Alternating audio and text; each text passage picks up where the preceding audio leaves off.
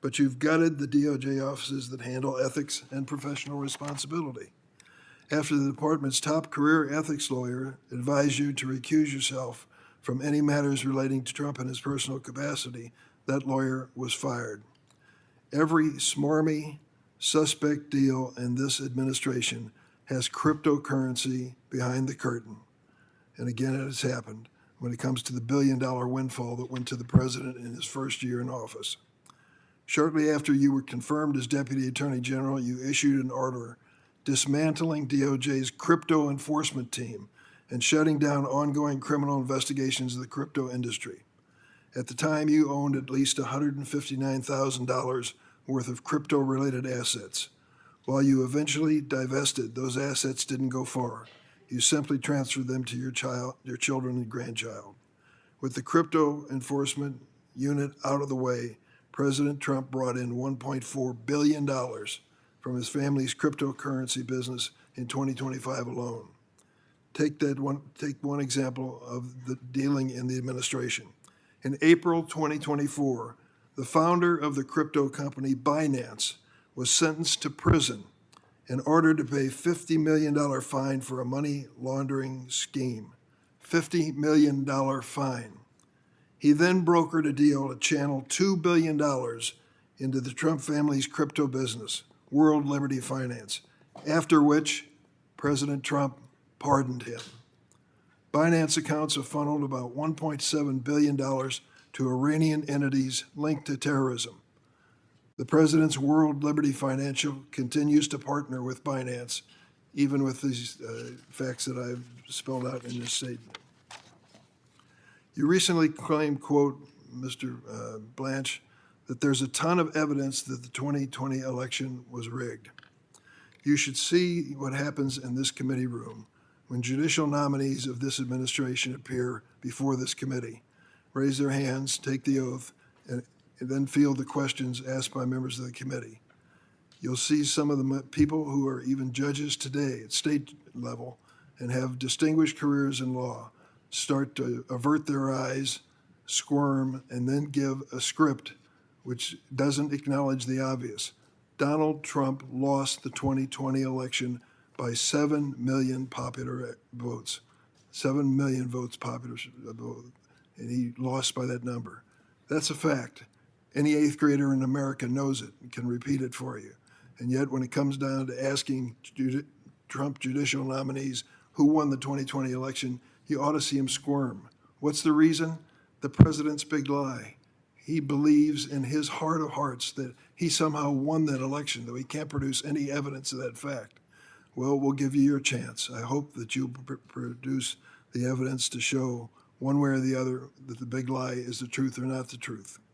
Your first indictment of former FBI Director Comey failed in a case brought by an unqualified and unlawfully appointed U.S. Attorney, Lindsay Halligan. So now Mr. Comey is being prosecuted for taking pictures of seashells.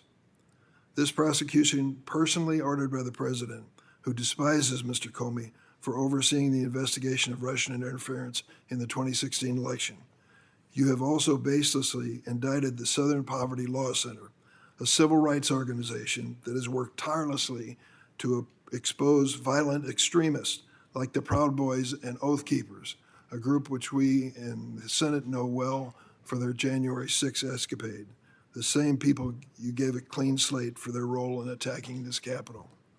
A federal judge recently singled out your, quote, remarkable statements targeting Kilmar Abrego Garcia as evidence that his criminal prosecution was, quote, marked by a retaliatory taint for successfully fighting his deportation. And despite my repeated request, you've yet to produce the DOJ memorandum concluding that it was legally permissible for the President of the United States to accept a gift of a luxury airliner from the royal family of Qatar, despite constitutional and statutory foreign gift prohibitions.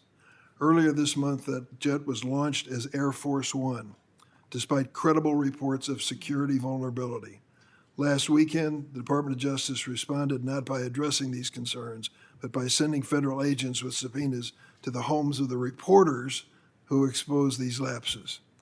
In less than 18 months at the Department of Justice, You have shown you're still President Trump's personal attorney. Your tenure can be summed up in the 4 words you said, quote, "I love you, sir," to President Trump. This was your response when you were asked what you would say to him. This nation deserves an Attorney General who loves the Constitution more than any single president, an Attorney General focused on keeping America safe and combating corruption, not satisfying the president's personal grievances or channeling crypto cash to the administration's MAGA faithful. Mr. President, Mr. Chairman, I yield. Now we turn. Thank you. Thank you, Mr. Chairman. And my goodness, I expect you'll be getting a lot of questions about how one person may influence every decision you make and unduly influence everything you do. And I hope you say you are absolutely right, and it is that granddaughter sitting right behind you. She is the cutest thing I've ever seen. Good morning, everyone. Thank you for being here. I have the distinct pleasure of introducing Acting Attorney General Todd Blanche. He serves and has served as our Acting Attorney General and our Deputy Attorney General. And amongst all of the questioning today, most of which I hope is in good faith, sometimes it gets lost that he is a former prosecutor and dedicated his life to prosecuting for this nation. The greatest testament to his good character and wise judgment is he is now a Floridian and my constituent as the newest senator from the great state of Florida. But he has led a very distinguished career within the realm of the Department of Justice, of which he now seeks to head as the permanent Attorney General. And before I go more into that, I want to thank you, Mr. Blanche, for offering yourself not just first as Deputy Attorney General, but now as Acting Attorney General. Any one of us on either side of the aisle sitting here today knows what it means to serve and what comes with that, and what that takes every day, and certainly what that means for your families that stand beside and behind you and sometimes hold you up throughout the process. We thank you, and we thank your family that is here today. Since President Trump took office and leadership, including you, entered the Department of Justice, as you heard our chairman say, you have worked to achieve the lowest murder rate since 1900. Violent crime arrests are up 184%. Over 2,400 gangs and criminal enterprises have been disrupted and dismantled. 2,900, almost 3,000 child predators and human traffickers have been arrested. That is an increase of 70% since 2024. And when it comes to fighting for a fentanyl-free America, which we both appeared at a summit this week, you and the department are excelling there too. DOJ has made over 6,300 fentanyl arrests, seized more than 5,000 kilograms of fentanyl powder, 55 million fentanyl pills. That is